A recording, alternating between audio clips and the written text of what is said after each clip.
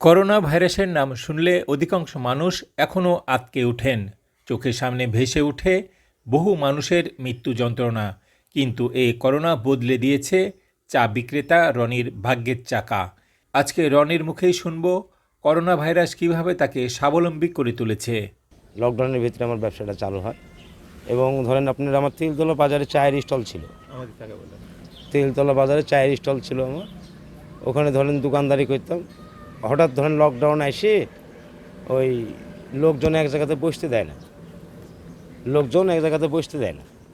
তো বসতে দেয় না, তো চিন্তা আসলো হঠাৎ করে মাথায় যে আসলে লোকজন তো বসতে দিচ্ছে না, তো একটা ফ্লাক্স কিনি এখন তো বাগানে লোক থাকছে। আমার আশপাশে ধরেন বাগানে যে ভাটা আম বাগান, এগুলোতে লোকজন বসে, তখন লোক ওখানে গেলে তখন আর একজন বললো যে তুমি নাহলে ফ্লাক্স কিনো, আমরা চা খাবো। ঠিক আছে কিনি একটা, তো ফ্লাক্স কিনলাম, কিনে ওই হাতে কে নিয়ে বেড়ায় দিতাম। তো তখন ওই নাম্বার নেওয়া শুরু করলো ফোনে, যে আপনি ফোন নাম্বারটা দিন, আপনি তো চায় ভাগও দিচ্ছেন। তো ফোন নাম্বার অনেক নিতে দেখা যাচ্ছে যে ওই পাড়াতে, এই পুরো পাড়ার থেকে, উত্তর পাড়ার থেকে, ওই মেদনাপাড়ায়, হরিয়ান, মানে পাড়ার থেকে ফোন আসা শুরু করলো। তো ফোন নাম্বার নিলাই, তখন তো বলছি তো হাতে করে একটা তো হবে না, তখন মোটামুটি ধরেন আরও 3টা ফ্লাক্স কিনলাম। কিনে যে আপনার রেঞ্জার সাইকেল আছে, ওরা করে আশপাশে ঘুরতাম, ঘুরি বেশি দিয়ে, তাতেও হয়েছে না, মানে আরও বেশি চাহিদা মানুষের।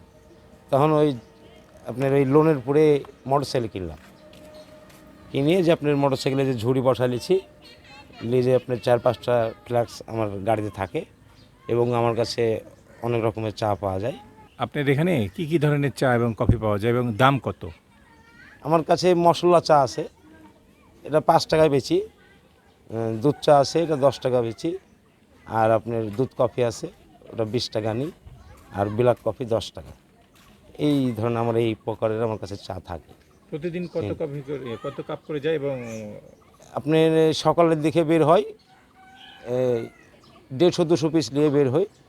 ধরেন ওখানে ফুরা যায়, কাটাখালী বাজারে কষেপট্টি, মাছপট্টি, এই আশপাশ দিয়ে ওরা সবাই চা খায় সকালে, ওগুলো ওখানে ফুরা যায়। তখন 1টা বাজে, তখন আবার মাথা চলে যায় ব্যাটার খাবার নিয়ে, খাবারটা দিয়ে আসি, এই যে বাড়িতে একটু রেস্ট নিয়ে, যে আছরের পর আবার বের হয়ে যায়, 5টা ফ্লাক্স এবার লোড করে নিই। মোটামুটি এখানে আছে 250 পিসের মতো। এই 250 পিসের চায়ের ভিতর দুধ চা আছে, মশলা চা আছে, আপনার যে কফি আছে, ব্ল্যাক কফি আছে, দুধ কফি আছে, এগুলা নিয়ে যে এখন বের হচ্ছে। রাত কটা পর্যন্ত বিক্রি করবেন? আমি রাত 10টা, 10:30 পর্যন্ত থাকি, মানে বাজারটা যতক্ষণ পর্যন্ত খোলা থাকে এবং মাঠে যতক্ষণ পর্যন্ত ছেলেপেলে থাকে, তখন পর্যন্ত ধরেন আমার ব্যবসা চালু। যেমন মাঠটাও ফাঁকা হয়ে যায়, যে মাসকাটা দিকে মাঠ আছে, আমাদের হরিয়ান সুগার মিল মাঠ আছে, এই মাঠগুলোতে ধরেন আমি ওই চা দিয়ে বেড়াই, ফোন দেয়, নিরিবিলি বসে থাকে, তখন যা খাওয়ায় আসি। এই 10টার পরে ধরুন ছেলেপিলি তো থাকে না মাঠে, তখন ওই 10:30, 10টার ভিতরে বাসায় ঢুকে যায়। এই মোটরসাইকেলে চালান, তেল খরচ একটা আছে, সেটা দিয়ে পোষায়? তেল খরচ ধরেন আমার ওই গাড়িটা এই 50 কিলো লাগান যায়। আর আমি ওই কাটাখালী, হরিয়ান, আমার বাসায় হলো তো হরিয়ানে, এখান থেকে ধরুন কাটাখালী যাই, ওই দেয়ানপাড়ার এই আশপাশ দিই। ওই কোনো সময় হাতে ফ্লাইওভারে ফোন দিছে কি ক্যাম্পাসের দিকে, ধরেন যখন ফোন দেয় তখন যাই, হাতে তেল একটু তখন বেশি লাগে। এই 1 লিটার হলে সারাদিন হয়ে যায়, আবার কোনো দিন হাফ লিটারও হয়ে যায়। আর আমি তো তেল টাঙ্কি ধরে ধরেন নিয়ে ওই প্রত্যেক দিন ব্যবসার খাতিরে হাফ লিটার 1 লিটার নিয়ে বাইর হয়। আচ্ছা, যেদিন বৃষ্টি হয় আপনি নিয়ে বেরোলেন, চা নিয়ে বেরোলেন 5 ফ্লাক্স, কিন্তু বৃষ্টি হলো, সেদিন কি অবস্থা হয়? আমার তো ব্যবসা তো সব দোকানদারের সাথে, যারা ব্যবসা করে বাজারে দোকান চালু রাখে এবং দোকান খোলা রাখে, যারা ব্যবসা করে, ওরা তো পানির ভিতরে কোথাও বাইর হতে পারে না। তখন আমি নিয়ে যাই রেনকোট পরে, ওই যাই, ওই হাতের কাছে যাই, দিই মুখের কাছে তুলি নিয়ে যাই, দিই খাওয়াই, ধরুন সব দোকানদার রেখে, ওরাও খুব খুশি হয়। এই রনি ভাই পানির ভিতরে, বৃষ্টির ভিতরে চলে আসছে, আসলে এটা তো অনেক সুবিধাজনক কাজ উনি করছে। আসলে চায়ের ব্যবসাটা তো বড় কথা না, মানুষের ভালোবাসা এবং তাদের মানবতা নিয়েই তো বেঁচে থাকার জীবন। আচ্ছা, এই চা বিক্রি করে সচ্ছলভাবে আপনার পরিবার চলে? কয় সদস্যের পরিবার আপনার? আমার হলো 2টা ছেলে, বড়টা মাওলানাতে পড়ছে, হাফেজিয়া শেষ করেছে, মোটামুটি হাফেজ আপনি 3 বছর আগে হয়েছে, এই যে আবার প্রথম মাওলানাতে ভর্তি গেল। আর ছোট ছেলেটা 15 বছর বয়স, ওনার 14 পাড়া চলছে। আমার 2টাই দেয়ানপাড়াতে থাকে, একটা 6 তলায় আর একটা 3 তলায় থাকে। ছেলেকে ওই ব্যবসা করি, একটু টানা কষা হয়। ভবিষ্যতে পরিকল্পনা কিছু আছে? ভবিষ্যতে পরিকল্পনা ছেলে দুটো মানুষ করতে হবে। আমি তো এতিম, আমার মা নাই।